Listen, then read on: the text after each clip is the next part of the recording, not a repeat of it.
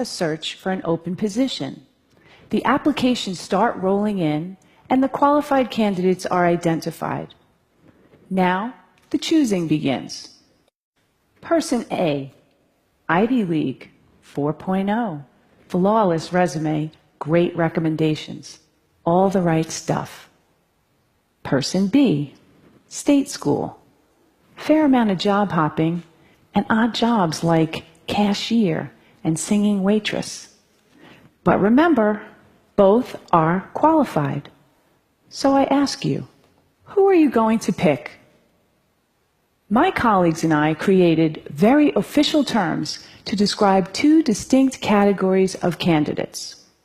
We call A the silver spoon, the one who clearly had advantages and was destined for success.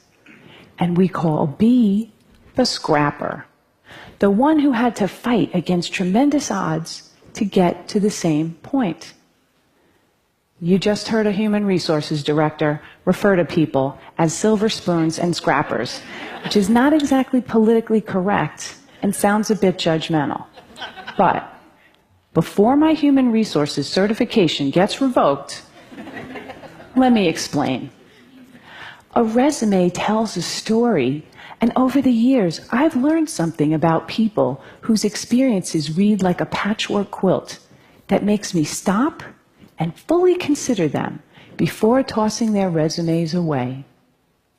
A series of odd jobs may indicate inconsistency, lack of focus, unpredictability, or it may signal a committed struggle against obstacles. At the very least, the scrapper deserves an interview. To be clear, I don't hold anything against the silver spoon. Getting into and graduating from an elite university take a lot of hard work and sacrifice. But if your whole life has been engineered towards success, how will you handle the tough times?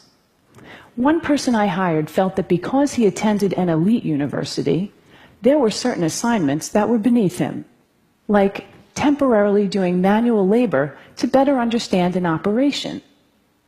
Eventually, he quit. But on the flip side, what happens when your whole life is destined for failure and you actually succeed? I want to urge you to interview the scrapper. I know a lot about this because I am a scrapper. Before I was born, my father was diagnosed with paranoid schizophrenia, and he couldn't hold a job in spite of his brilliance. Our lives were one part cuckoo's nest, one part awakenings, and one part a beautiful mind. I'm the fourth of 5 children raised by a single mother in a rough neighborhood in Brooklyn, New York. We never owned a home, a car, a washing machine, and for most of my childhood, we didn't even have a telephone. So I was highly motivated to understand the relationship between business success and scrappers because my life could easily have turned out very differently. As I met successful business people and read profiles of high-powered leaders, I noticed some commonality. Many of them had experienced early hardships, anywhere from poverty, abandonment, death of a parent while young, to learning disabilities, alcoholism, and violence. The conventional thinking has been that trauma leads to distress, and there's been a lot of focus on the resulting dysfunction. But during studies of dysfunction, data revealed an unexpected insight that even the worst circumstances can result in growth and transformation. A remarkable and counterintuitive phenomenon has been discovered, which scientists call post-traumatic growth. In one study designed to measure the effects of adversity on children at risk, among a subset of 698 children who experienced the most severe and extreme conditions, fully 1/3 grew up to lead healthy, successful, and productive lives. In spite of everything and against tremendous odds, they succeeded. 1/3. Take this resume. This guy's parents give him up for adoption. He never finishes college. He job hops quite a bit, goes on a sojourn to India for a year, and to top it off, he has dyslexia. Would you hire this guy? His name is Steve Jobs. In a study of the world's most highly successful entrepreneurs, it turns out a disproportionate number have dyslexia. In the US, 35% of the entrepreneurs studied had dyslexia. What's remarkable, among those entrepreneurs who experience post-traumatic growth, they now view their learning disability as a desirable difficulty, which provided them an advantage because they became better listeners and paid greater attention to detail.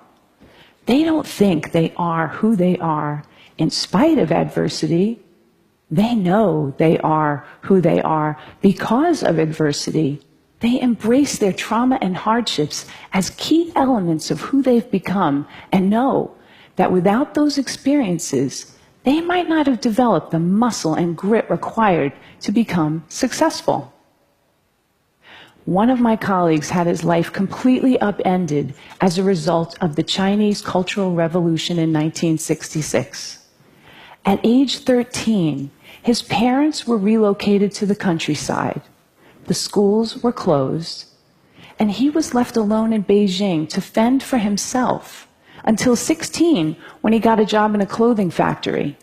But instead of accepting his fate, he made a resolution that he would continue his formal education. 11 years later, when the political landscape changed, he heard about a highly selective university admissions test. He had 3 months to learn the entire curriculum of middle and high school.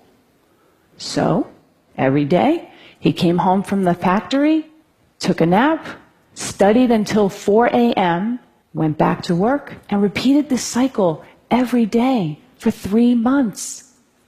He did it. He succeeded. His commitment to his education was unwavering, and he never lost hope. Today, he holds a master's degree, and his daughters each have degrees from Cornell and Harvard. Scrappers are propelled by the belief that the only person you have full control over is yourself. When things don't turn out well, scrappers ask, what can I do differently to create a better result? Scrappers have a sense of purpose that prevent them from giving up on themselves. Kind of like if you've survived poverty, a crazy father, and several muggings, you figure, business challenges? Really? Piece of cake, I got this. And that reminds me, humor. Scrappers know that humor gets you through the tough times, and laughter helps you change your perspective. And finally, there are relationships. People who overcome adversity don't do it alone. Somewhere along the way, they find people who bring out the best in them and who are invested in their success. Having someone you can count on, no matter what, is essential to overcoming adversity. I was lucky. In my first job after college, I didn't have a car, so I carpooled across 2 bridges with a woman who was the president's assistant. She watched me work and encouraged me to focus on my future and not dwell on my past. Along the way, I've met many people who've provided me brutally honest feedback, advice, and mentorship. These people don't mind that I once worked as a singing waitress to help pay for college. I'll leave you with one final valuable insight. Companies that are committed to diversity and inclusive practices tend to support scrappers and outperform their peers. According to Diversity Inc., a study of their top 50 companies for diversity outperformed the S&P 500 by 25%. So, back to my original question. Who are you going to bet on? Silver spoon or scrapper? I say